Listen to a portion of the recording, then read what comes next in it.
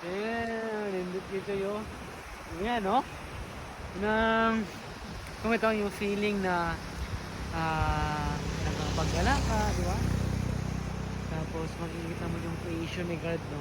So, sobrang ganda lang talaga. Nang makita mo yung ganito, may peace of mind ka, wala kang iniisip na ba?